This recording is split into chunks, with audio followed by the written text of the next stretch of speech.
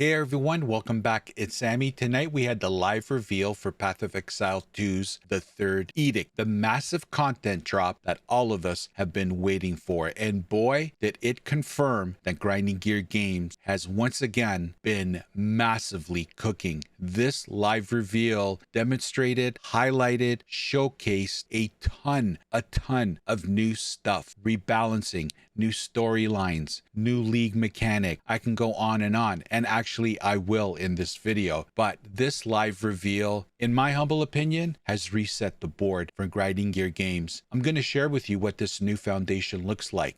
We're going to go over all the content and what they revealed in tonight's live reveal. It's a lot of information, but we're going to summarize it in a nice, neat package for you. I hope you'll stick around and find out what this impeccable Path of Exile 2 Third Edict is going to contain. And let me tell you, if you don't hang around, you're going to miss what I believe is the foundation that's going to establish and allow this game to grow and become the best ARPG in the genre. Let's get to the details. All right, everyone. Behind me is the Third Edict, what I like to refer to as the roadmap.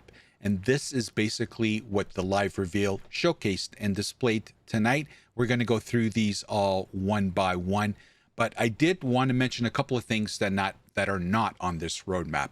Number one, let's put the big elephant in the room and discuss it. And that is, of course, everyone's favorite topic, what everyone wants whenever there's new content update coming down the pipe, especially when it comes to Path of Exile 2, and that is the fact, are we getting a new class? Of course, everybody, it was hinging on getting a new class, specifically the Druid.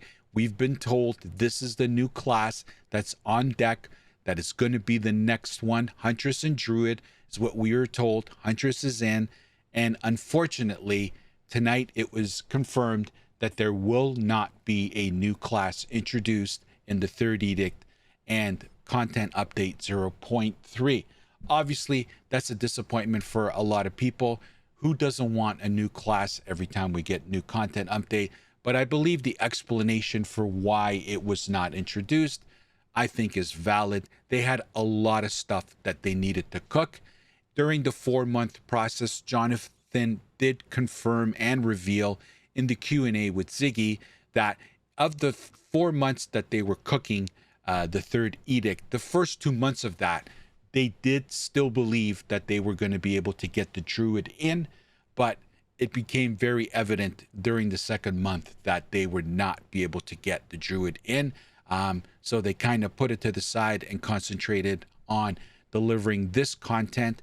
And with their new philosophy of not delaying any release dates and having new content every 2 months, a 2 months cadence, I can understand the decision, and personally, I think it's the right decision that they made. So, unfortunately, no new class introduced with the Third Edict.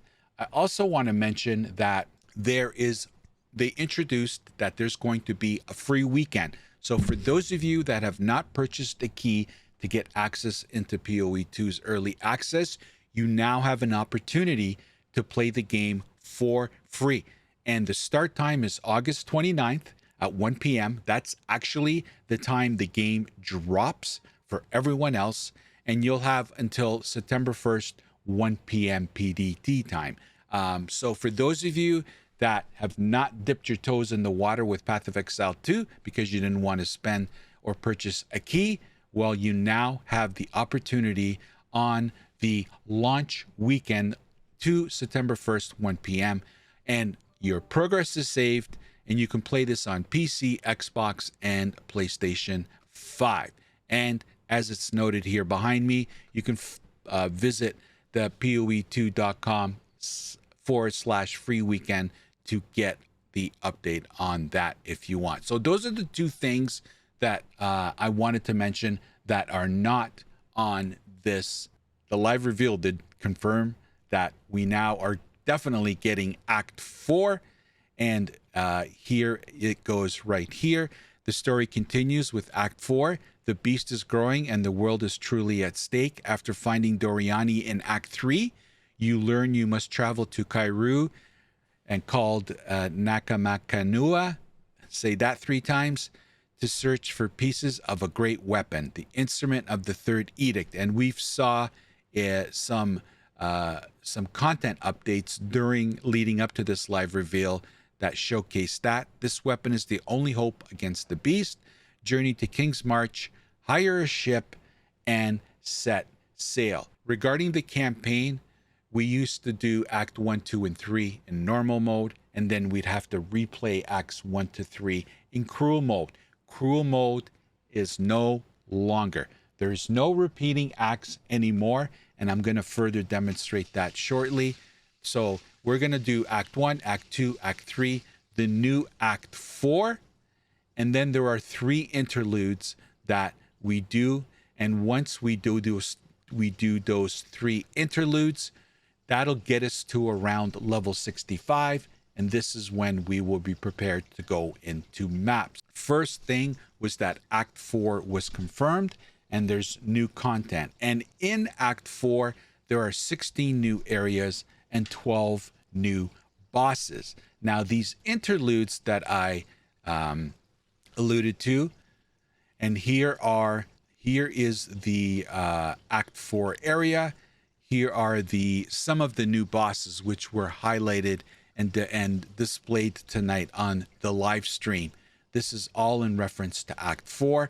And then there are 3 new mini acts, which in essence are placeholders for Acts 5 and 6. Now, I do want to preface before I go into these 3 interludes, these 3 mini acts, that these will go away once Acts 5 and 6 are introduced. So they're basically placeholders for Acts 5 and 6.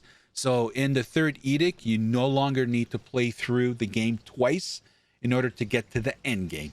We are introducing 3 new temporary interludes, acts, as a set of side stories featuring 19 new areas and 12 bosses that take you to level 65, where the end game begins. So I also want to say that it was mentioned that these 3 interludes, they're not linear. You can play which one you want first, the other one second, and third. You can play them in any order you want. There is the Curse of Holton, there's the Stolen Barya, and Doriani's Contingency. These are the 3 new mini areas which are called the Interlude Acts, and these 3 interlude acts have 19 new areas and 12 new bosses. So if you summarize Act 4 with the 3 new interludes, and I do rapid math live on this video, that is 35 new areas and 24 new bosses with the content in Act 4 and the 3 interludes. Now, with any new content update with Path of Exile 2, there's usually a league mechanic that comes with it, and it was confirmed tonight that the new league mechanic for the Third Edict is the Rise of the Abyssal. For those of you that play Path of Exile 1, you're very familiar with Abyssal. It's an amazing content. I grinded the crap out of it for currency in Path of Exile 1. I'm really looking forward to it. I think what they demonstrated tonight, I think it's going to be a lot of fun. I think a lot of people are going to enjoy it. And so here it is right here, Rise of the Abyssal League, created by forbidden necromantic magic during the age of the precursors.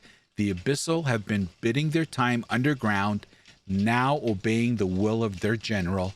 They are emerging from the depths through fissures spreading across all of Raycrast. Fight this ancient evil, seal the fissures, and resist the rise of the Abyssal in Path of Exile 2's first full league.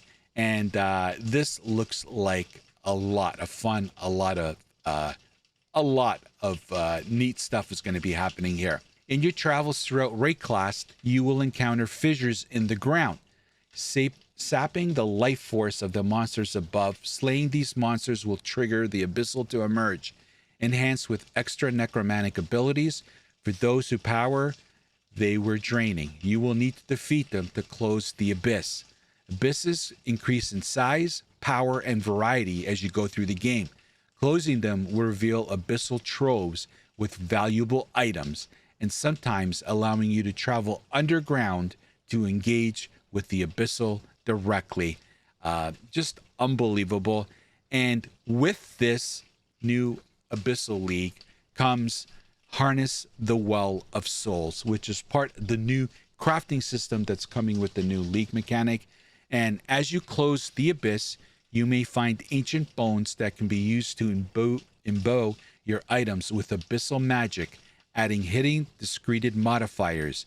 Using the Well of Souls, which you discover in Act 2, you can reveal the discreted modifier and choose to transform it by selecting one of the 3 different options. The Well of Souls can also affect your waystones, granting new modifiers that will push difficulty and rewards to new heights. And here is an example that they provided in the Well of Souls. You put your item in, you reveal it, and it provides you with 3 options, which you then select and confirm, and that goes on the item. So there's new crafting mechanic within the Abyssal League.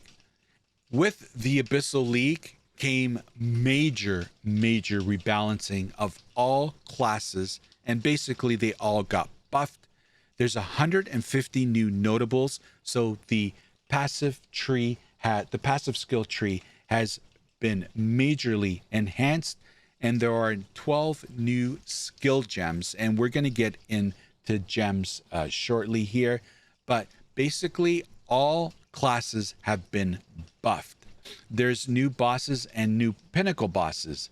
Delve into the abyssal depths, swarming with legions of the undead and guarding powerful rewards. Discover an ominous ancient spire and challenge the abyssal commanders in their attempt to plunge Raycrast into a lightless void. Destroying the ancient spear reveals a finger of the Lich. Do you dare challenge the vessel of Colmac? And there were some unique items that were on display tonight. One of them being this Darkness Fine Belt, which has 2 charm slots. Obviously, a very Stygian belt-ish. And there are some unbelievable items, new items.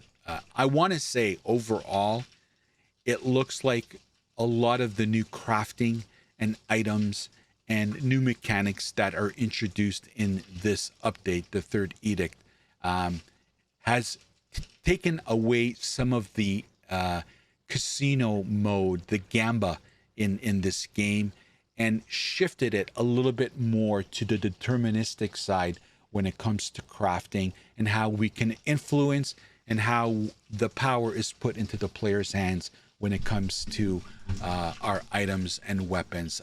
So very positive. I was very happy to see that shift. I think it's going to reap many benefits for a lot of us. So new bosses and new pinnacle bosses. So a lot of rebalancing, guys. Obviously, I'm not going to get into it. They did a lot of demonstration with all the classes. They went through each one by one. There's a lot of great stuff. By the way, why does the warrior continue to get so much love? I don't hate warriors, but just want to say, like, the warrior looks like it's going to be unbelievable. But that's my opinion. Okay, so we also got introduced to a new shift, basically.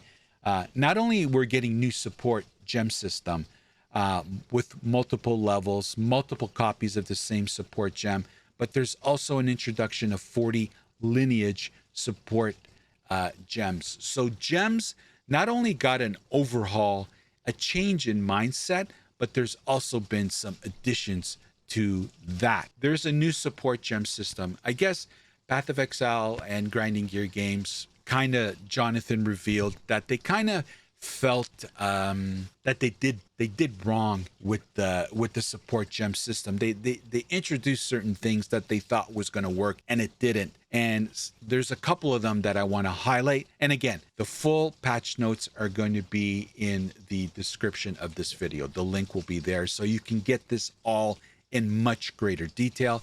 But so for example, they are introducing, they've completely reworked the support gems. You can now use as many copies of the same support gem on your character as you like. So that's the first big win. I think a lot of people are going to love that. A lot of people are going to really utilize that. And I think it's going to provide a lot of diversity in builds because of it. So big W. Another limitation that they put upon themselves, as they said, was the fact that they didn't have like different levels of the skills, which limited themselves. So as you can see here, Ignite will now be Ignite 1 and Ignite 2. And obviously the higher level support gems are going to have obviously better attributes. So this is another improvement with the support gem system.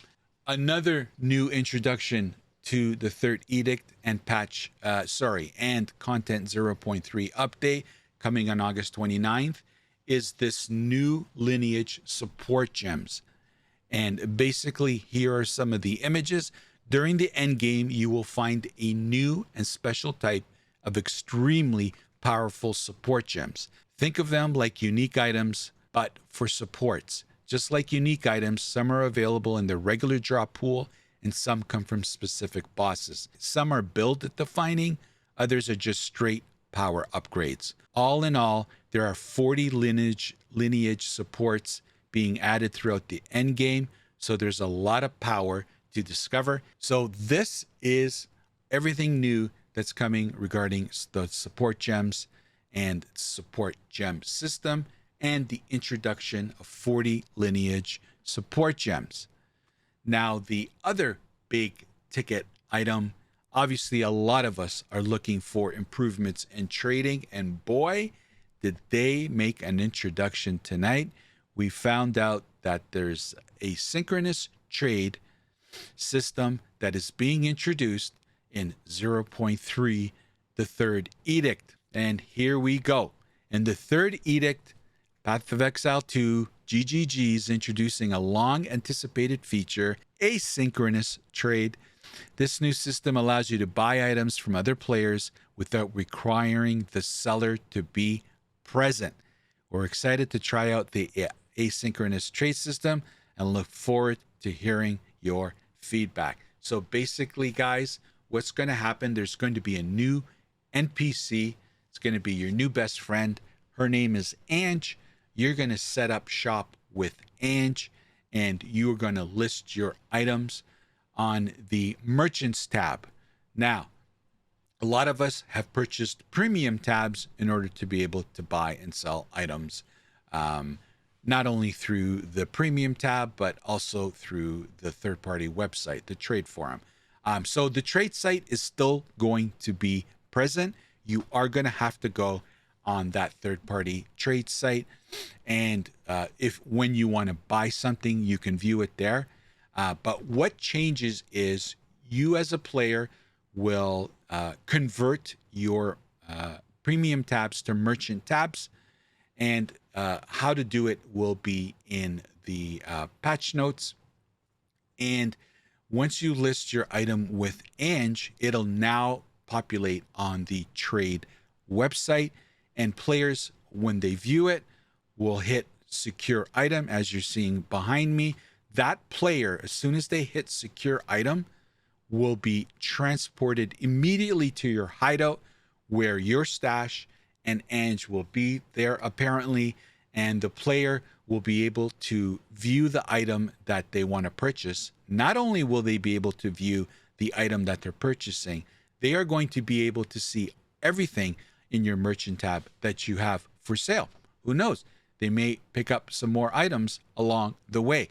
But you, as the seller, do not have to be present. You can continue to be grinding if you're doing maps, if you're finishing the campaign, or even better, this can all go down while you're even offline. So items can be sold even if you are offline. So it takes out the having to meet up, stop what you're doing, go get the item, trade it off with the person, collect the money, all that kind of stuff is gone for the seller. The buyer just goes to the hideout, grabs the item, and Bob's your uncle.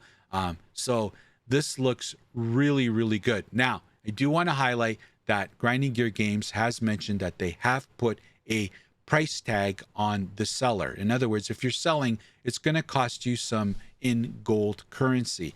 Now, Jonathan said that they've initially put the price of the gold high because they just are worried on whether or not this is going to, they want to see how it goes.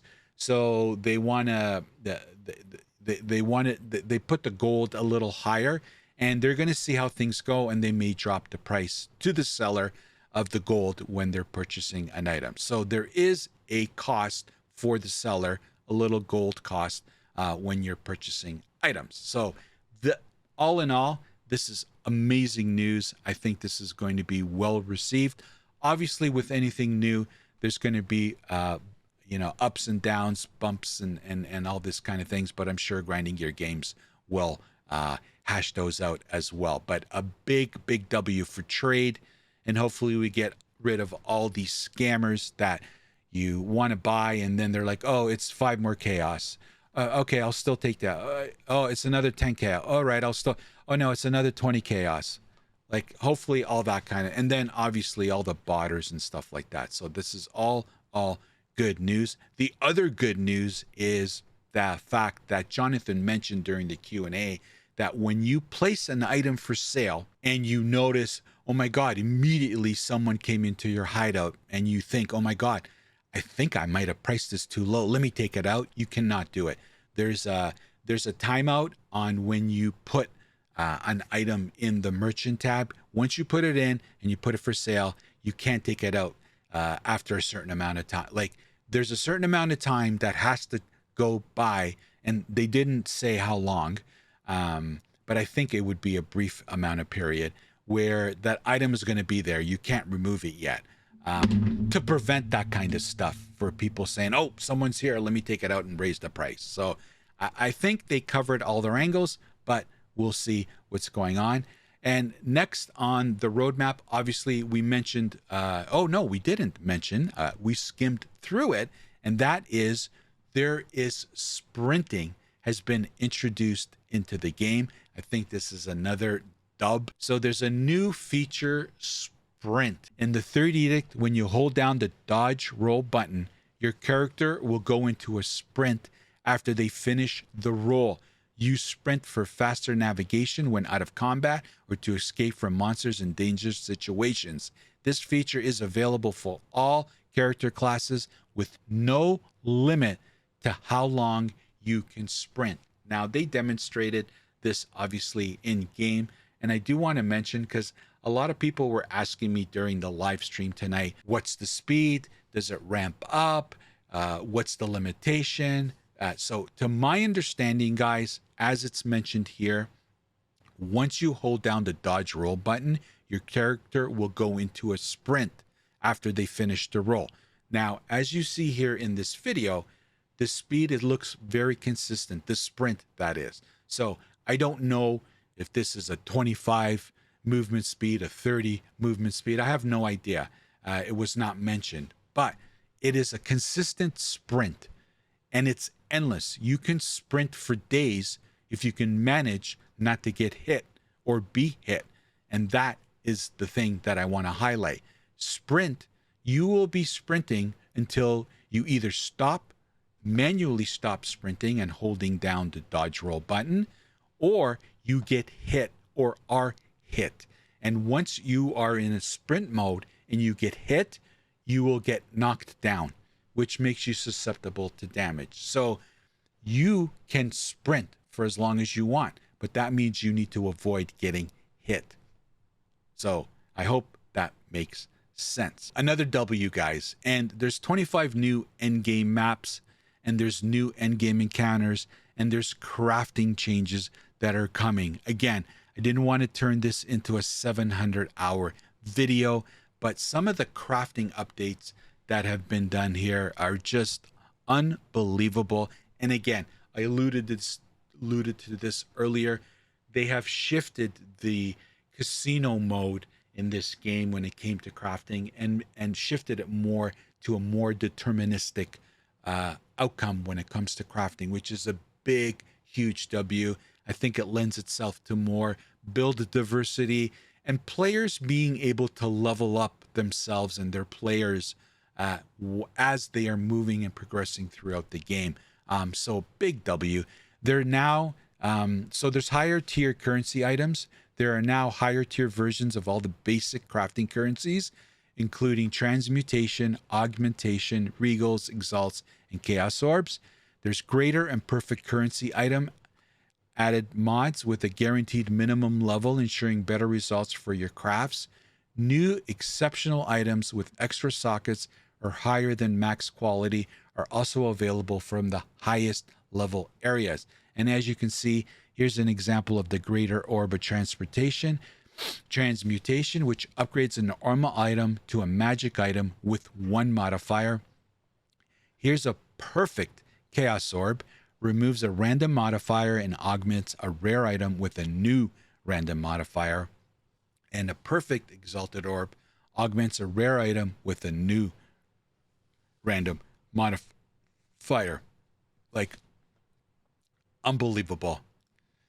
Yeah, and then there's some new items. There wasn't a lot of new uniques and all that kind of stuff that they highlighted, but they did. The Third Edict features many new unique items, some of which are exclusive to the Abyss League. With the introduction of Act 4, we've also added some new base types themed around Karoo culture. And I'll just quickly show you these three. And they're adding 25 new maps featuring all the new environments, monsters, and bosses from Act 4 and the 3 interludes. This will improve variety and give you more opportunities to experience these new boss fights many times. And there are endgame changes coming. There's a new endgame encounter. These new encounters have appeared on the Atlas. You might encounter a wide sandstorm fueled by powerful magic. Discover a massive maelstrom, obscuring a connection to a map to find a hidden vault leading to the Vol Elite and the valuable wards they guard. These new encounters each contain uber versions of the Act 4 boss and the bosses at the end of each part of the interlude. Each also have its own exclusive drop pool of new Lineage support gems. So the end game got some rework and it looks good. Rerolling maps, if I can use the old term, waystones, is going to be easier, better, friendlier, really, really, really good.